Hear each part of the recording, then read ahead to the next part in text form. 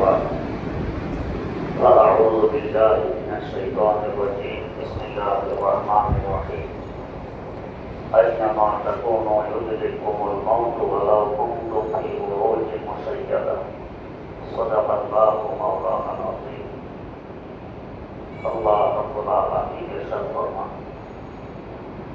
তোমরা যেখানে থাকো না কেন মওত তোমাদেরকে ধরে হইবে, যদিও তোমরা কঠোর বিল্লায় আস্থা গ্রহণ করে থাকো। আসার সময় যেভাবে অসহায় অবস্থায় এসেছিলাম, যাওয়ার সময় সেভাবে অসহায় অবস্থায় মওতের মাধ্যমে যেতে হবে। আসার সময় মওতের নাম ছিল না, শক্ত খাবার চিবিয়ে খেতে পারতাম না, কথা বলার শক্তি ছিল না, কথা বলতে পারতাম না, বসা দাঁড়ানোর হাঁটার শক্তি ছিল না, বসতে পারতাম না, দাঁড়াতে পারতাম না, হাঁটতে পারতাম না। আল্লাহ রাব্বুল আলামিন আস্তে আস্তে মেহেরবানি করে সময় দিলেন, মুখে দাম দিলেন, শক্ত খাবার চিবিয়ে খেতে পারি, কথা বলার তৌফিক দিলেন, কথা বলতে পারি, বসা দাঁড়ানোর হাঁটার শক্তি দিলেন, বসতে পারি, দাঁড়াতে হাঁটতে পারি। আস্তে আস্তে বড় করে তুললেন। এক সময় লেখাপড়া আরম্ভ করে দিই। লেখাপড়া করতে করতে উচ্চ শিক্ষার উদ্দেশ্যে বিদেশ পর্যন্ত পাড়ি জমাই। লেখাপড়া শেষ করে কর্মক্ষেত্র হিসাবে বিদেশে চয়ন করে দিই। এখন আমি যুবক, আমার গায়ে কত শক্তি, পাহাড় পর্যন্ত আমার কাছে তুচ্ছ মনে হয়। লোহা খেয়ে যেন লোহা পছন্দ করে দিই, কিন্তু আমার এই অবস্থা বেশি দিন বাকি হয়। অল্প কয়েকদিন পরেই দেখি আমার মাথার দুই পাশে কানের উপরে চুল সাদা হয়ে গেছে। মৃত্যুকালের মুয়াজ্জিন বেলাল কানের ডগায় দাঁড়িয়ে যেন আযান দিয়ে দিল যে তোমার বিদায়ী ঘণ্টি বেজে গেছে, প্রস্তুতি গ্রহণ করো। দেখতে না দেখতে চুল দাড়ি সব সাদা হয়ে গেছে। যতদিন যায় দৈহিক শক্তি ততই কম পেতে চলছে।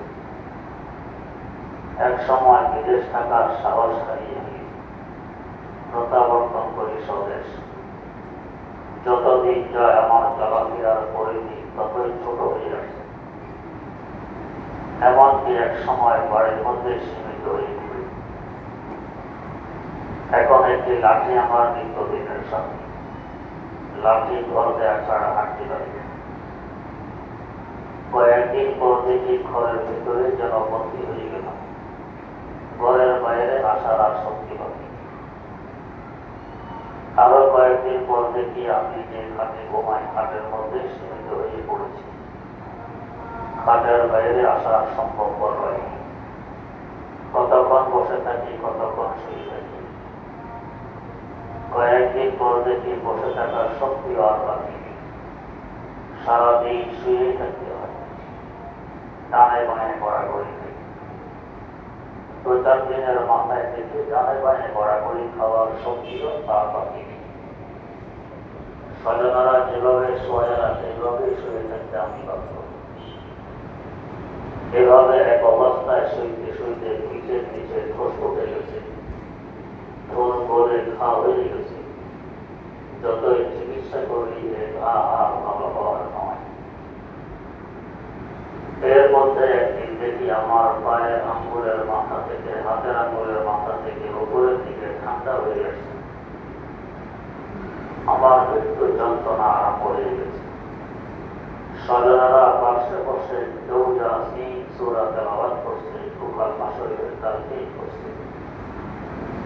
এতক্ষণে আমার পুরো দেহ ঠান্ডা ও নিস্তেজ হয়ে গেছে। শুধুমাত্র সিনার ভিতরে একটু ডুবডুবি বাকি গেছে। আবেগের এক তুফান হয়ে চলছে। কত প্রয়োজনীয় কথা বলে যেতে মন চায়, কিন্তু বাকশক্তি হারিয়ে ফেলেছি বলতে। মৃত্যু যন্ত্রণায় যেমন কঠিন ব্যক্ত করতে মন চায়, কিন্তু কথা বলতে পারে। চোখের কিনারা দিয়ে শুধু পানি গড়িয়ে পড়ছে। এর মধ্যে হঠাৎ আমার সিনার ভিতরে চোখগুলিও বন্ধ হয়ে যায়। সকলে কান্নাকাটি আরম্ভ করে দেয় যে আমি বিদায় নিয়ে গেছি। এতক্ষণ যাবৎ আমি যে গাড়ির মালিক ছিলাম এখন আর কিছুর মালিক হইনি। এমন যে পোশাকটি আমার গায়ে আছে পোশাকটির মালিক খুলে ফেলা হচ্ছে। এবার কেউ পানিতে বড়ই পাতা দিয়ে পানি গরম করছে, কেউ কবর খননে ব্যস্ত, কেউ কাফনের কাপড় আনতে গেছে বাজারে, কেউ আমার মৃত্যুর সংবাদ নিয়ে বেড়াচ্ছে। পানি গরম হয়ে গেলে আমাকে জীবনের ঘরে শেষ গোসল দেওয়ার লক্ষ্যে ঘর থেকে বের করা হচ্ছে। এই ঘরে আমাকে আর কখনো ফিরিয়ে আনা হবে না। গোসল শেষ করে আমাকে 3 টুকরা সাদা কাপড়ের ভিতরে ঢুকিয়ে দিল। 3টি বাম দিয়ে দিল মাথার উপরে, একটি মধ্যখানে, একটি পায়ের নিচে আর একটি। মাথার উপরে বাম যেন বলছে ওপরে কত খেলা খেলেছ, আরেকজনকে কিভাবে পরাজিত করা যায়, 2টি টাকা কিভাবে পকেটে ঢুকানো যায়। কোথায় গেল তোমার সে খেলা? সকল খেলা শান্ত হয়ে গেছে, আর কখনো খেলবে না। মধ্যখানের বাম যেন বলছে ও হাত কত শক্তি প্রদর্শনী করেছ, কোথায় গেল তোমার সে শক্তি? সব কিছু সমাপ্তি ঘটে গেছে, এ হাত আর কখনো নড়াচড়া করবে না। পায়ের নিচের বাম যেন বলছে ও মা কত ছোটাছুটি কত দৌড়াদৌড়ি করেছ, কোথায় গেল সেই ছোটাছুটি আর দৌড়াদৌড়ি? সব কিছু শেষ হয়ে গেছে, পা আর কখনো ছোটাছুটি করবে না। মুসল্লিরা এসে গেছে, ইমাম সাহেব এসে আমার জানাজার নামাজ পড়িয়ে দিলেন। এবার লোকেরা আমার খাট সাথে নিয়ে চলছে ওই ভয়াবহ জায়গার দিকে যেখানে একটি গর্ত খনন করা হচ্ছে, যে জায়গায় দিনের বেলাও আমি আসতে সাহস পেতাম না। রাতের অন্ধকারে দূর থেকে তাকাইলে টিকটিক করে জোনাকি জ্বলতে দেখা যায়, নিস্তব্ধ ভয়াবহ একটি এলাকা। আর সেখানে রেখে আসা লক্ষ্যে আমাকে নিয়ে চলছে। এতক্ষণে আমার খাট কবরের কিনারে পৌঁছে গেছে।